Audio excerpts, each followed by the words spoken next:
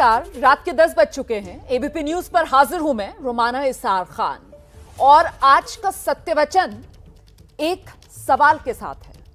अगर लखीमपुर खीरी कांड का आरोपी मंत्री का बेटा ना होता तो क्या होता? अगर लखीमपुर का आरोपी कोई आम नागरिक होता तो पुलिस का रवैया कैसा होता? और ये जो सवाल आज सत्य वचन में है, ये सवाल सिर्फ हमारा नहीं है, बल्कि ये सवाल देश की उच्च न्यायालय सुप्रीम कोर्ट का है। और सुप्रीम कोर्ट को यह सवाल पूछने पर मजबूर होना पड़ा, क्योंकि गृह राज्य मंत्री अजय मिश्र टेनी के बेटे आशीष मिश्रा को गिरफ्तार करने की बजाय यूपी पुलिस जो है वो नोटिस चस्पा करने का खेल खेल रही है।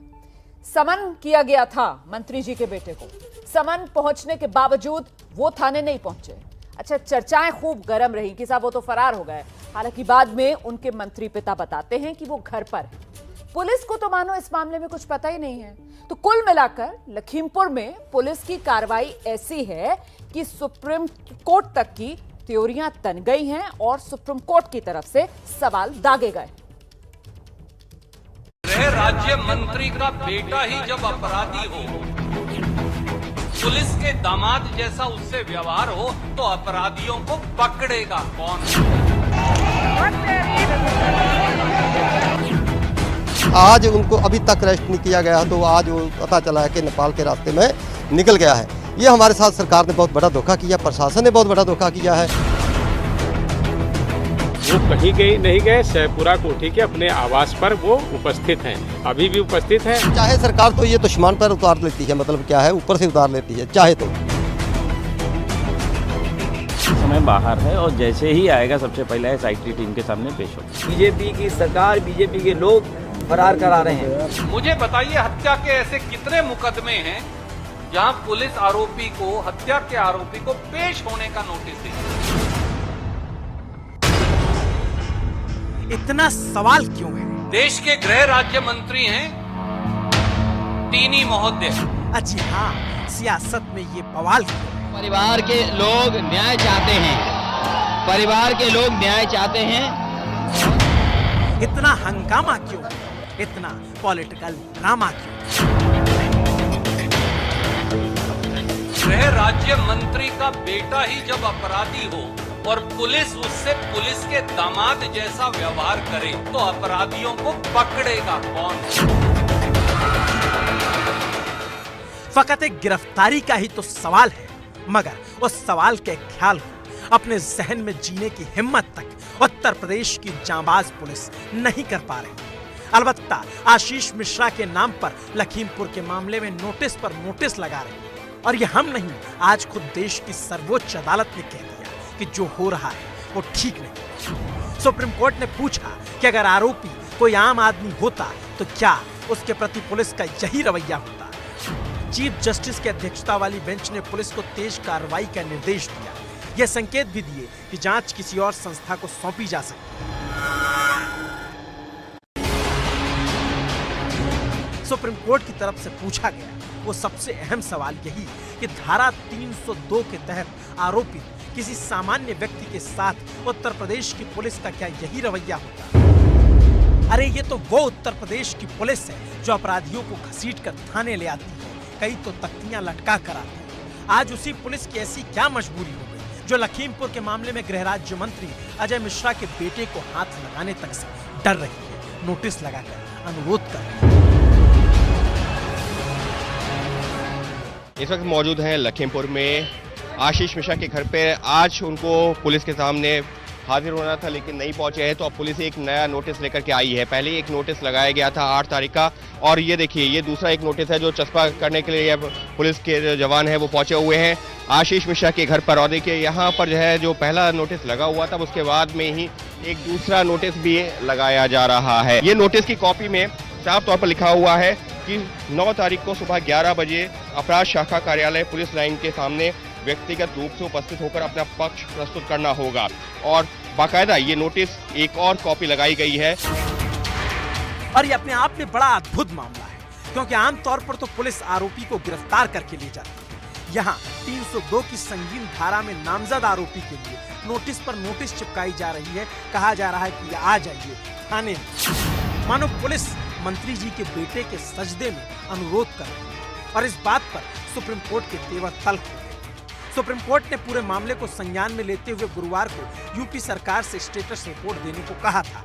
आज कोर्ट में यूपी सरकार की रिपोर्ट पर गहरा असंतोष सुप्रीम कोर्ट ने जता दिया।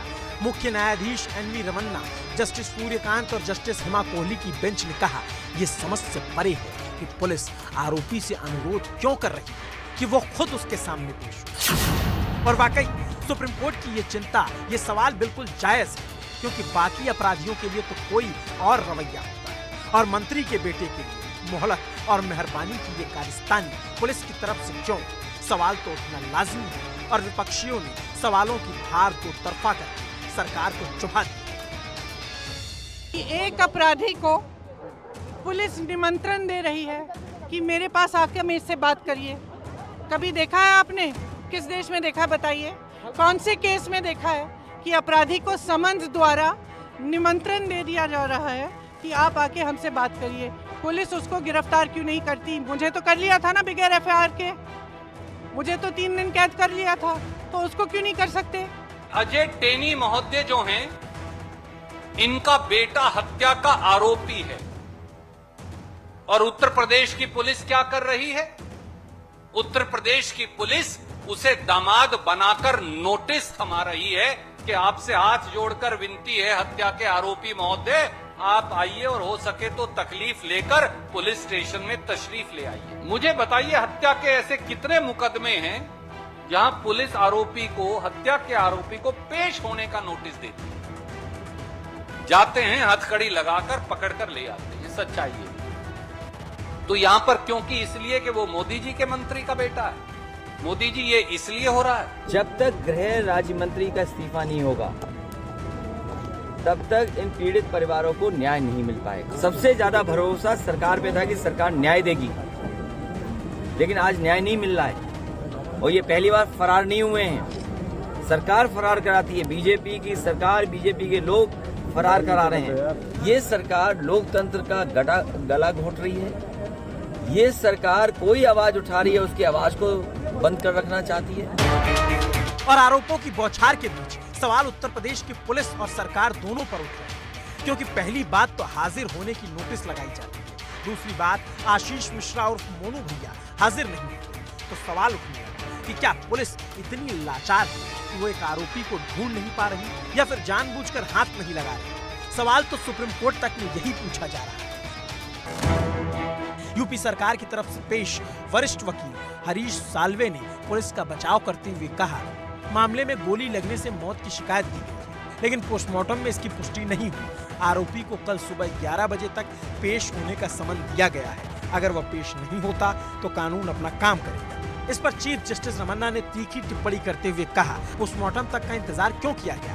अगर हत्या की नामजद एफआईआर दी गई है, कुछ प्रत्यक्षदर्शी आरोपी वहां देखने का दावा कर रहे हैं, तो फिर पुलिस ने अपने हाथ क्यों रोके? हम एक जिम्मेदार सरकार चाहते हैं। लोगों को गलत संदेश जा रहा है और संदेश गलत जाने की वाजिब वजह भी है, क्योंकि आशीष मिश्रा के पिता गृह राज्य मंत्री हैं। तो क्या उनके रसूख के आगे पुलिस कदम उठाने से कतरा रही है?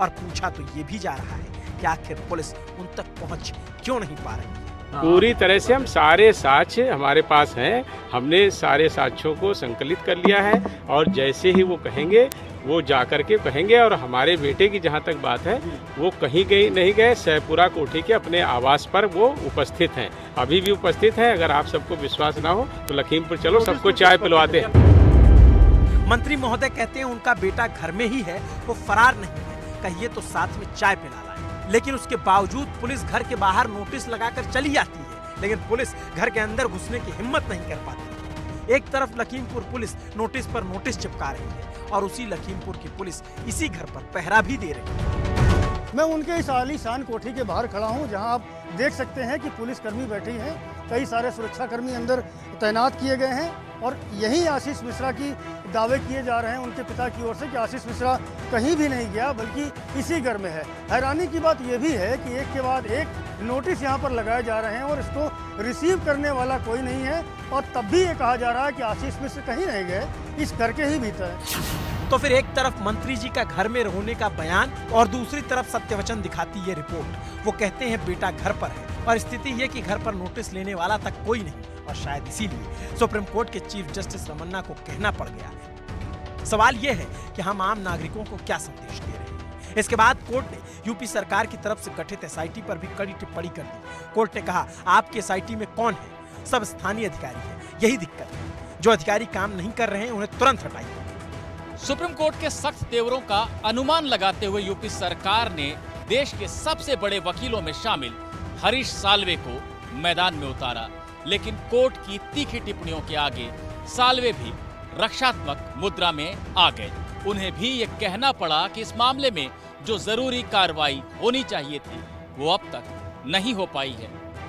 यानी साफ है कि सुप्रीम कोर्ट के तेवर बिल्कुल तल्ख है और हो भी क्यों ना, बात यहाँ कानून व्यवस्था के इकबाल पर है जिसे सरकार के विपक्षी भी मुद्दा बना रहे हैं। और सरकार हर बार यही कह रही है कि दोषियों को बख्शेंगे नहीं। किसी भी कीमत पे जो भी दोषी होगा वो बख्शा नहीं जाएगा कि कोई पद या कोई प्रतिष्ठा या कोई अन्य दबाव किसी भी अपराध करने वाले के काम नहीं आएगा। मैं अभी किसी व्यक्ति का नाम, जो जांच चल रही है उस जांच में हम कोई इंटरफियर नहीं कर सकते, लेकिन दोषी अगर कोई पाया जाएगा तो उसे कोई बचा नहीं पाएगा। सरकार का ना बख्शने वाला बयान एक तरफ, लेकिन दूसरी तरफ सवालों का जाल जो विपक्ष से लेकर सुप्रीम कोर्ट की तरफ से पूछा जा रहा है। मंत्री के बेटे पर इतनी मेहरबानी क्यों?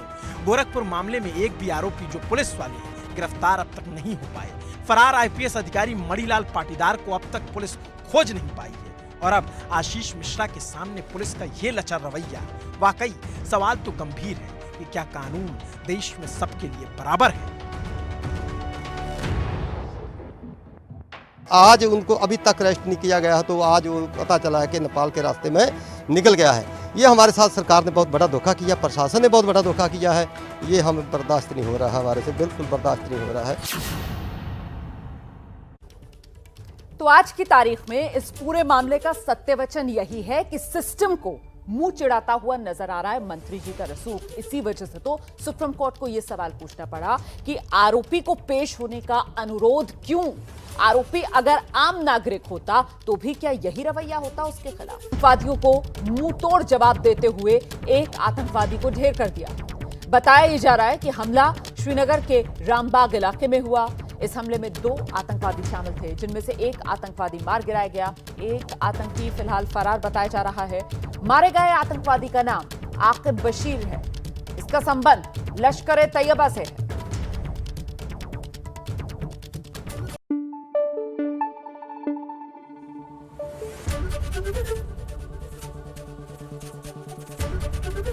एबीपी न्यूज आपको रखे आगे।